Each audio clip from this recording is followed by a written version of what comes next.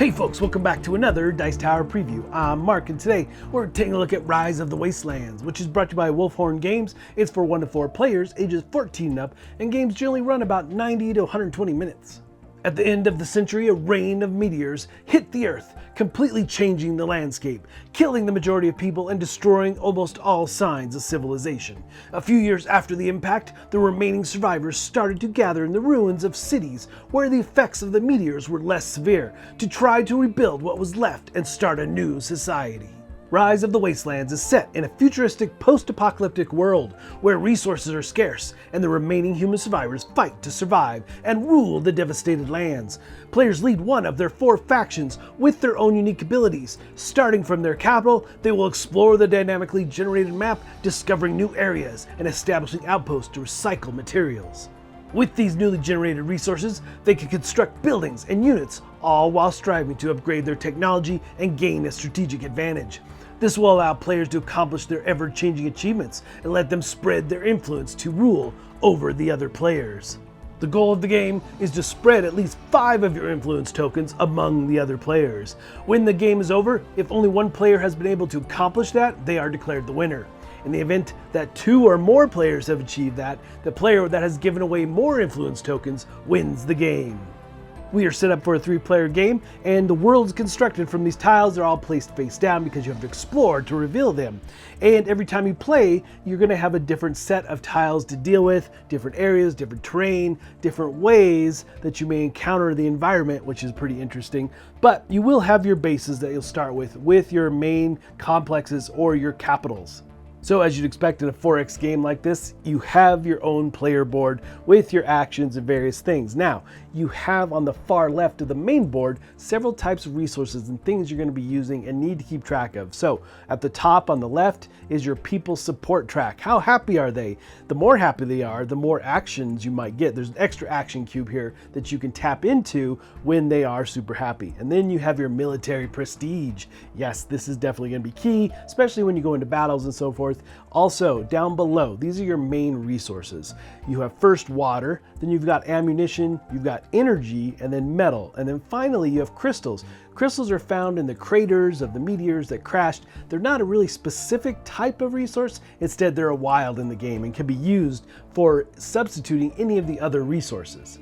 So the other half of your board will show where you're going to be spending those resources, so you can get more scouts, because when you're using scouts out in the world, they'll move around, they'll be able to explore, but also build outposts. You've got your armies, which is pretty clear. They move around the board, they attack and so forth.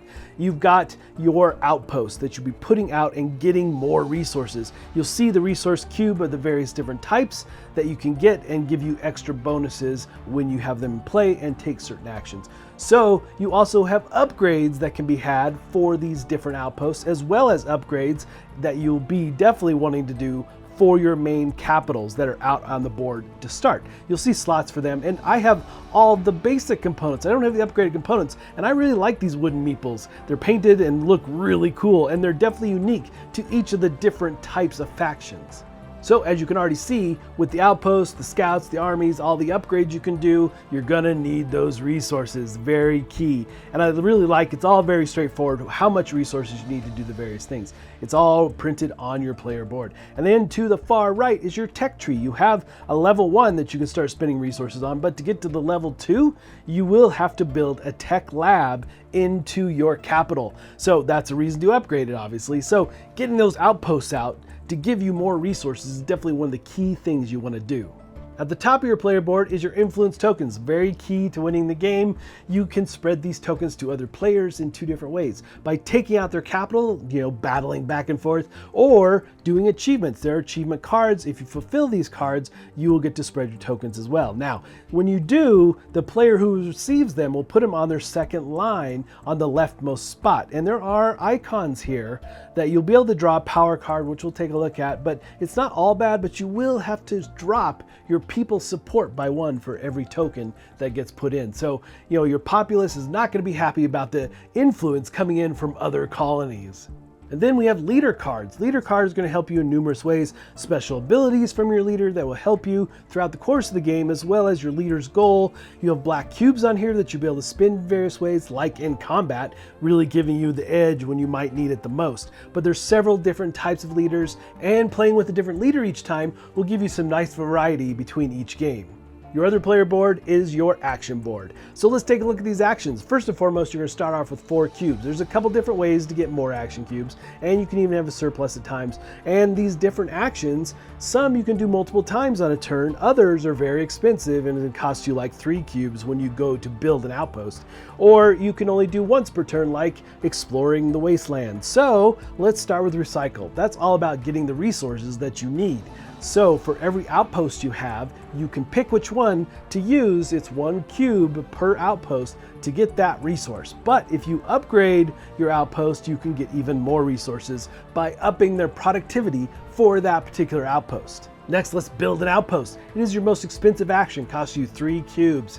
And you have to have a scout out in the Wastelands in order to do this. And you have to find a tile with a ruined city and move the scout to that particular spot. And that is also an action to move the scout. But when you build, you don't need any other resources. You're going to turn the scout into the outpost. So the scout comes off the board and you can pick any outpost you want, placing it on the ruined city. And whichever one you choose, you will get 1 resource of that particular type. The next 2 actions let's take a look at are move and explore.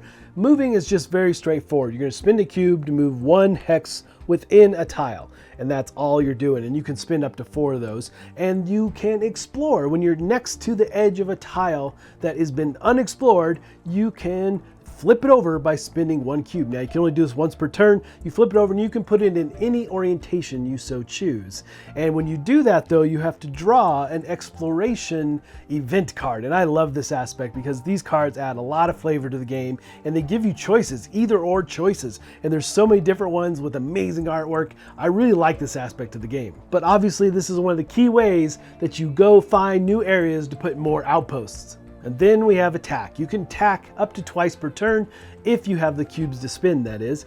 And what you do is you have your unit next to another unit and you can engage in battle. Now, we're not going to do deep dive into combat, but let me give you the basics. You have this great combat modifier card and lots of things. You have some default modifications and you have some upgrade modifications, like if you have a comms tower, that will give you a +1 in battle. However, if you're in the sand, you're going to get a -1 in battle, so that's a default. If you're the attacker, you get a +1, but you have this handy card that you can adjust your different modifiers to see how they might help you in battle.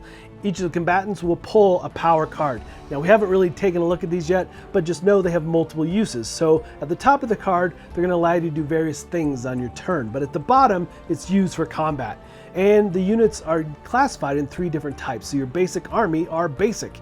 You've got outposts, which are medium, and finally the capitals, which are superior. And there's ways to upgrade and so forth between the different ones, but these power cards are used to use the value in combat based on that unit. Now, each of these different cards is going to have a different set of values for combat. So it's up to you to choose which one you want to use. You can draw one. When you draw one, you can use that card or one that's already in your hand. And you'll put it face down, and then each player will decide how many of their leader cubes they want to add to the battle. Now, you'll do this in secret. You've got different strategy cards that you'll be looking at, trying to decide which number value, how many cubes you're going to put into the battle. And again, like the power card, this is played face down. So then each side just totals up all their combat points, and whoever has the highest wins the battle. And if there's a tie, no one wins, obviously, but whoever wins gets the spoils of war. The bottom half of your action board, you'll still be spending action cubes, but it all comes from your capital. First one being buy. This is where you're buying units or upgrades to do various things with the different buildings, the outposts, and more notably with your capital, because you only have 1 slot here, but you can upgrade by buying the market and upgrading your capital to get more slots for buy, so you have more options on your turn. And then we have propaganda. You'll be spending crystals to do this, where you can increase your people support or decrease increase someone else's people support. The thing here though is that you want your people support to be high, because if it is past the 0, you get more action cubes, you get 1 extra. But if it ever drops below, then you're gonna have to lose an action cube. So it's something you have to keep in mind through the whole course of the game for sure. And you'll need to have upgraded your capital with a comms tower in order to take advantage of the propaganda action. And then we have trade, where you're going to trade any 2 resources to get one of the crystals. And then you can get power cards. By spending 1 crystal, you can draw a power card. And again, show that there's multiple uses for those cards, combat, as well as different things you can do in your turn. Very key to have a handful of these. And then finally, you can tax your people in order to get a crystal. But again, lowering your people's support, which is not always the best move unless you really need a crystal. You know, maybe you've maxed it out and you can drop it down a little bit, but it is good to keep that above 0 if you can through the whole game, because people's support really does play into a lot of things. So that really gives you the basics of what's going on in this game. You have several actions you can tap into. You got to make some interesting choices with those actions, as well as what resources you need to gain so you can go and buy and build things or upgrade things. Definitely a key aspect. I really like the aspect thematically how your scout is used, tore down, in order to build the outpost out in the wasteland. That's a really fun aspect. I think it's super thematic and I like that a lot. But it is an exploration game. It is a 4X game. You want to conquer and come out on top by spreading your influence across the table. All right, folks, just a reminder once again, this has been a Dice Tower paid preview, and everything you've seen has been in prototype form, so keep a close eye on the campaign for any changes that still may occur. Now, with that said, you know, this is definitely a streamlined 4X game. You have plenty of time to figure out what you're going to do in your turn. You just have a limited number of cubes to spend. I like the different actions and just the tactile experience around what you're doing from your player board to the Wastelands and back and forth. A lot of thematic things going on here. I really, really like the event cards and how you can choose different things when you do those exploration aspects for sure. And obviously all the different achievements you can get and spread your influence around the board, key things for sure. And even in combat, I didn't even mention that there is loot dice in the Spoils of War that you can roll and get various things from. So lots of neat aspects of this game. You know, combat definitely throws a wrinkle into things at times, but I really enjoyed the combat. I like that it's quick and easy to calculate your points and battle back and forth. But folks, ultimately, if this looks like something of interest to you, I'm sure they'd appreciate your support. So I think that's it for me, and until next time, we'll see you at the table.